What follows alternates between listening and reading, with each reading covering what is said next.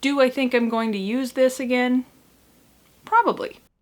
Hey everybody, and welcome back. If you are new to this channel, my name is Katie. I'm just trying to figure out how to make stuff for myself, and I decided to document it along the way.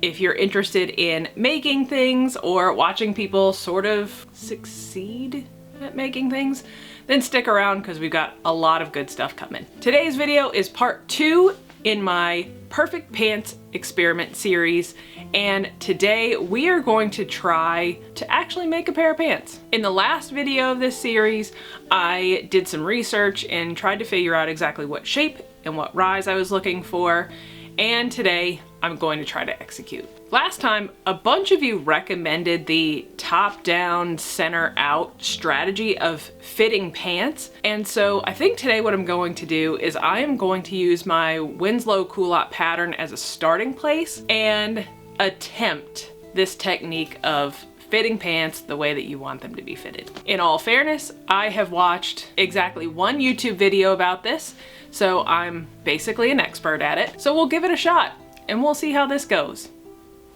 Because this is an experiment, I don't want to jump right in and use the fashion fabric that I have in mind for this, so instead I'm going to use this wool polyester blend that I picked up probably a year ago. It's not my style at all. It has pinks in it and I'm not a huge pink wearer, but I paid $3 for it and there's a lot of it here and it sort of drapes the way that I want it to. So I figured we'll use this. If it works, great. If it doesn't, I'm out $3 and maybe I'll learn something along the way. So we'll give this a shot. The whole theory of top down, center out is that you start with your waistband and get that fitted exactly the way you want it to, and then you make half a pair of pants, so you make one leg, and you use that to get your pattern exactly the way you want it to. That is a very watered down explanation of the whole concept of top down, center out. But like I said, I'm basically an expert at this, so it'll be fine. This will all be fine. So step number 1 is going to be to get the waistband fitted right. You interface it, you finish the top edge, and you leave the bottom edge raw. So we'll take some measurements, get the waistband done, and then we'll move on to making one leg and see how that goes. So let's give this a try. For the most part, I know my waist measurement, but I knew that I needed a few inches of overhang, so came up with 38 inches. Actually ended up cutting it more like 40, and that worked out perfectly. So cut out what you think you need and then maybe add an inch or two. Then I cut out some interfacing and attached it to the inside of this waistband. In total, the waistband is about 2.5 inches thick.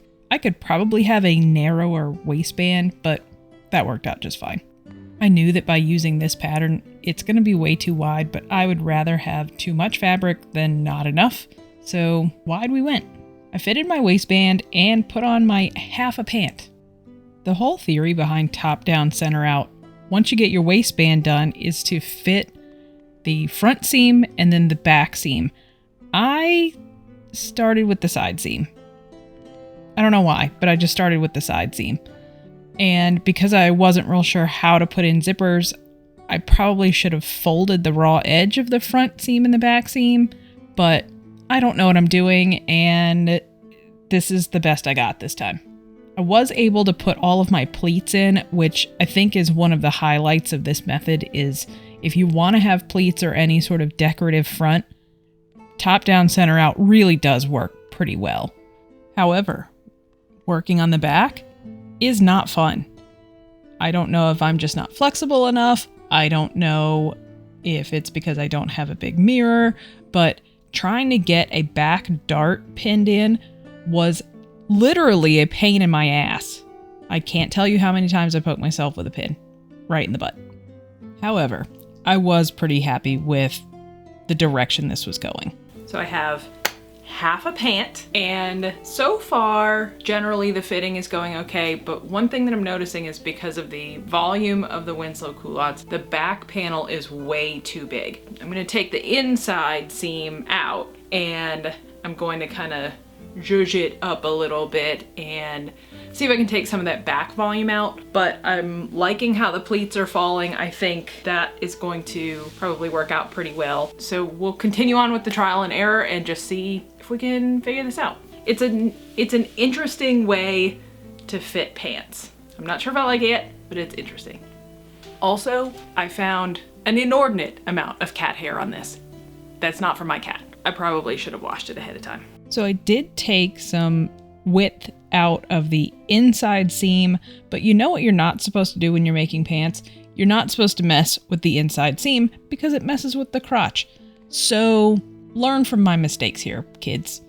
I'm super talented at this. Super. I still cannot figure out this back dart, but as I started to get some volume out of the leg, I liked the way it fell a little bit more. And I figured at this point, I may as well go ahead and make the pattern.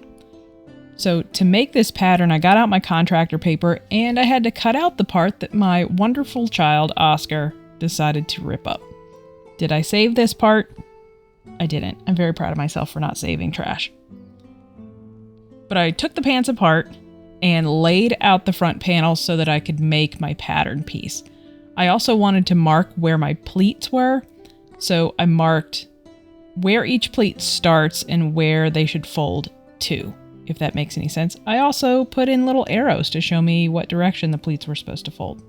When you do top down center out, you're supposed to leave about 4 extra inches at the top of the waistband so that you can pin it and play with it a little bit, but that threw me off completely, and I think those 4 inches actually ended up being part of my pattern because the rise on these is about 15 inches.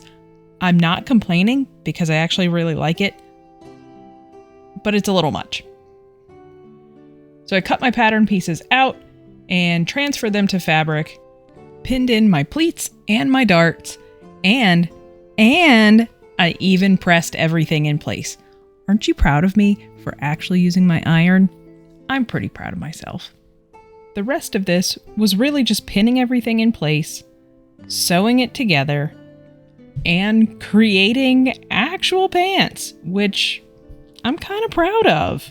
I have a mostly put together pair of pants. I need to get the waistband put on this and then figure out a closure thing. I've never done pants with a legit zipper, so we'll figure that part out. Maybe, maybe not. That's not really the point of this time. I just need them to close. That's the big thing. Also, I did not put pockets in these because I'm trying to get the pattern right. Pockets can come later, and I want to see how they fall to know if there's enough space for pockets. So we'll get the waistband put on this guy and see where we're at. Hopefully they turn out okay.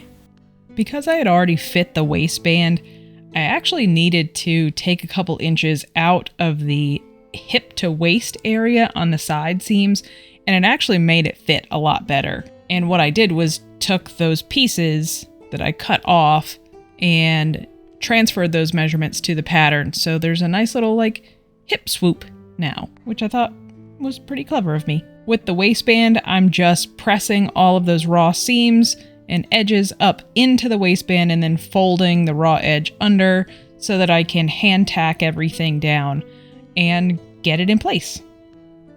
I half-assed a zipper and a button, and now it's time to show you the final product.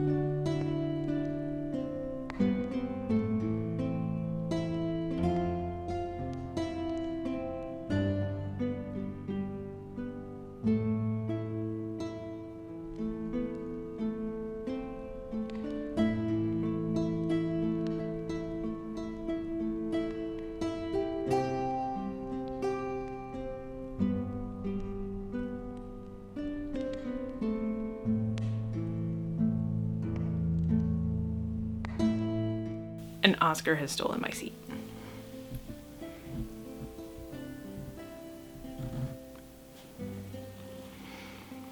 Okay, friends, let's wrap up a little bit. What are my overall impressions of top down, center out? It's not bad. It's fine. These pants are fine. They're actually not that bad. There are parts that I don't care for. Probably the biggest being where I put the darts in the back. They actually ended up on almost my hips. So now I have these like pokey bits sticking off my hips. And I don't like that. Maybe I'll start a new fashion trend. Who knows? But as far as top down, center out fitting goes, for the front panel, I thought it was great. It was really nice to figure out where the pleats were gonna fall while sitting on my body. That was actually pretty clever. And starting with the waistband makes total sense. Fitting the back, however, was a lot more difficult, and I think that's where the problem with the darts come in. I do think that the side that was made from the pattern after the fitting fits better than the first side. There's actually some validity to this top down, center out theory, and I think I'm gonna practice it in the next pair of pants that I make. Have I figured out my perfect pair of pants yet? Nope, not yet. These are still a little too voluminous and just not quite there yet, and that's okay. So I think next week I might actually use a pattern that's not the Winslow Culotte pattern. I know it's a crazy concept, but you girls gotta branch out a little bit. So thanks for being here.